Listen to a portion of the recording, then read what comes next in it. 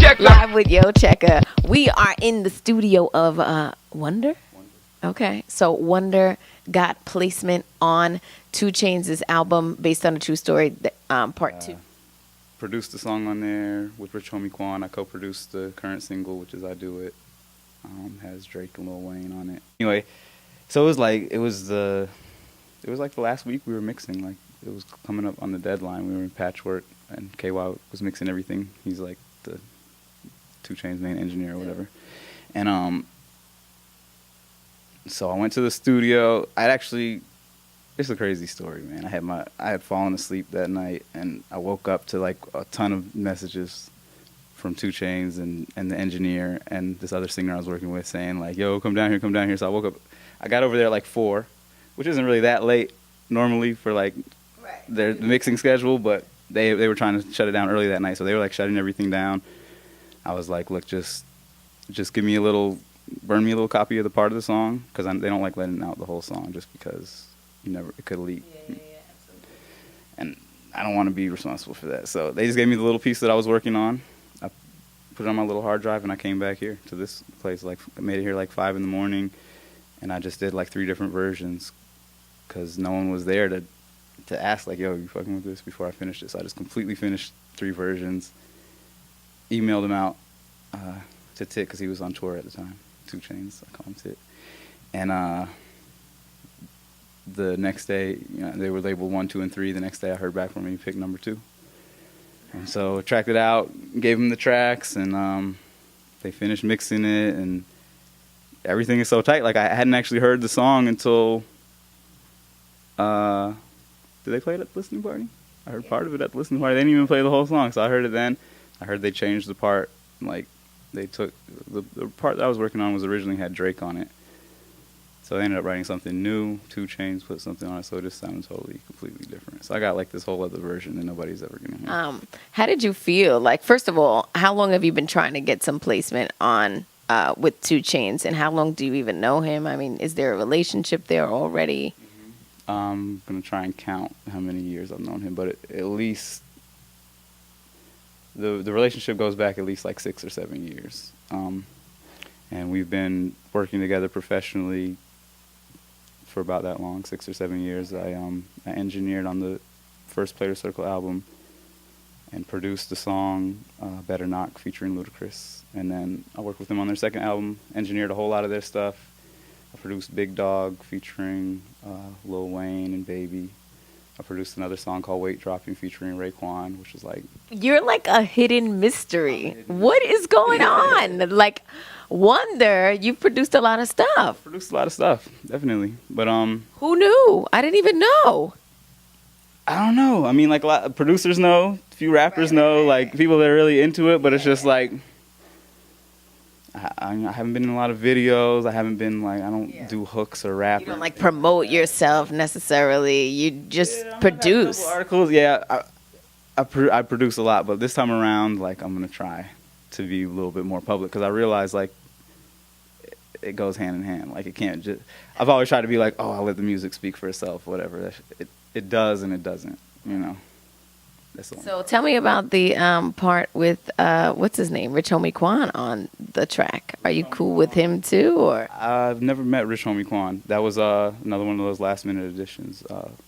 Extra was a song that I produced entirely by myself. It's a beat I sent to it while he was on tour, and he recorded it while he was on tour, played it for me over the phone. It was crazy. And then, again, during the mixing process, that was the first time I heard Rich Homie's verse, and I loved it, I thought he did it really good. I like him already. So. And the name of the track is Extra. Extra. Yes. Dope. It's dope. I'm proud of that one. I mean, I'm proud of all of it. I also played on another track on the album called So We Can Live, that Justice League produced, and I just did like a little switch-up section. So when you say play, you don't mean you actually played an instrument? Like I was telling you earlier, I play everything on all my sounds right now come from the laptop, but I control it from the keyboard, so it is like playing. I mean, it's playing. Right. It's not like I'm clicking like some people do. I mean, like some DJ. I do that editing. I definitely edit, you know what I mean? I do a combination of everything, but for the most part, like when I say play, I mean like I came up with some ideas, played it, programmed in there. I'm using the word play because I didn't. It's a fuzzy line between like co-producing or playing keyboards. I don't want people to get confused because sometimes people get confused. They don't really know like, oh, so you saying you did that beat, but somebody else got the credit? That does happen sometimes too, but that's not what happened in this case. Like, So you've been taken care of for everything that you've produced and stuff. oh yeah, for the most part. I mean, I'm always taken care of in one way or another. You don't always get everything that you want, but I guess that's where producers start. It's kind of like, all right, we could do trade for now, or we could hook you up here and there. Eventually, you'll start getting the big checks because I really think that you are like about to be the next really big thing. could be. That's why I'm here. I'm trying to get you before everybody else. No, but it's true. I mean, like, you know, a lot of producers aren't recognized. I mean, like yourself, you've done a lot of work and we didn't even know. So it's like really great to highlight those aspects and really figure out how you produce, like you're playing through keyboard. And I mean, it's just such a clear talent. It's like, you know. Thank you. And you've gotten some awards. ASCAP, tell us about that. A few awards. I got 3 ASCAP awards off of the T.R.U song, which I'm really proud of because the song is What You Know About That. I feel like that was kind of like a historical crossover song for him. We won in the pop category, we won in the R&B rap category, and we won in hip hop. So it's like I don't think any of his songs have done that before. I don't know though. Don't quote me on that, but I'm pretty sure that was the first. And I just love the song, and it was just something that a lot of people consider a classic, and that's something. What did you play and what? So that song was the actual melody of that beat came from like a sample.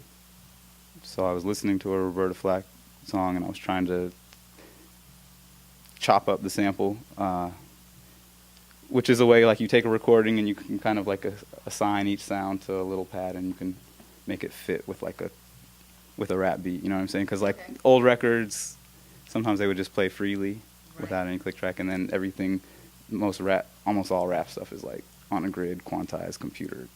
Gotcha. So you have to kind of cut it so it'll fit, but it just wasn't fitting. So I was like, okay, let me just replay everything. So I just analyzed it with my ear, and I replayed all the sounds on that. And what a talent! And I did some drums that were like, honestly, they were whack. They were whack. They were whack. I was doing everything on the computer, and I just didn't have my drum sounds up. So I took it. I was working with DJ Toomp at the time as his engineer, and I took it up to the studio. And I was tracking it out in Pro Tools. I was gonna use some of his stuff, and he was feeling it. He ended up putting the drums on it and bass, and just helping me fill it to a professional level beat. You know. So that's how it went down. I engineered it. I played all the keyboard melody parts. He did the drums and bass, and then he made the key play of passing it off to T.I. And it happened to be at the same time they were looking for a song for the movie ATL. Right time at the right place. Yeah, it came out. It was a single. It was printed up before we even knew it, and I know that moment. How was that moment for you? Like, what was that like for you? I mean, I don't know. It's because it's not really one moment. It's just so stretched out. Like when you first hear the song, and then you don't know, and then you find out it's going to be a single, and you're like, oh shit. And then you know what I mean. Really, that moment of finding out that it's going to be a single is probably the big moment. Yeah, I mean, there's so many different moments. I mean, like going to the Grammys was crazy. It was very surreal. I mean, going to the Grammys was probably just like something that every musician dreams of. It's like that was like a big goal of mine. So that was probably. I could feel it too, like his, just like the aura. And you're Latino. I'm Latino too, yeah. There's not a lot of Latino producers for rappers, right? There's a few. I've been discovering them, man. There's a few out there that we don't know about. Little by little, but it's like those underground ones that you really don't know about. Yeah, true. There hasn't been like a big famous one. Wonder. So, did you go to school for this? What's the deal? Did you teach yourself? Tell me. A combination of both. I've been playing musical instruments like my whole life. My dad's a musician, and I played in band and marching band, and then like in college I played in the wind ensemble, orchestra, and all that, like to help pay for school too. Like I got like a little scholarship and stuff. But what I actually concentrated in was the technical side, like engineering. Right. So I learned like a lot of the fundamentals at Georgia State, as far as like mic placement and just getting levels and just like the science behind it, the physics of sound. But we didn't actually have Pro Tools. Like I'm gonna give away my age. Like I'm a little older than I look, but we didn't have. What'd you have? No Pro Tools? We didn't work on computer-based stuff. We worked on DA88s, which are like digital tape.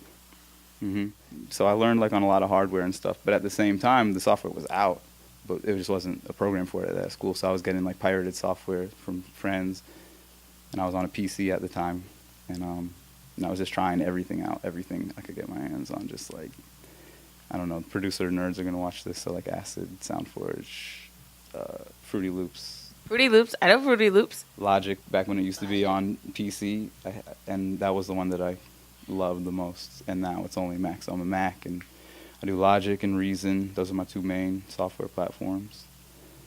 And so in a way I taught myself on the Pro Tools, but I knew a lot of the fundamentals already, so that helped. The fundamentals, I mean, that's like the basis. So it was probably easy once you got to Pro Tools, right?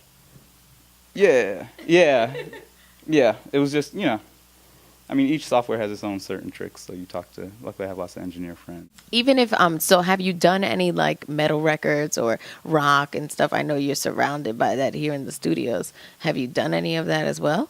Well, yeah, some of the first recordings I did were rock bands, like when I was in school. That was like more challenging than just a rapper on a mic. But recently this year, also with 2 Chainz, we did a remix for Fall Out Boy's like comeback big lead single called Light 'Em Up, or my songs Know What You Did in the Dark. Have you heard that song? Light 'em up, light 'em up. That's you? Well, I did a remix. I don't know if you've heard the remix. They do play it on the radio in Chicago and stuff, I heard, but I've never heard it down here. But I don't really listen to those stations, so I don't know. I'll play it for you. You want to hear it? Oh, yes. Let's hear it. Please. Absolutely. Where's it from?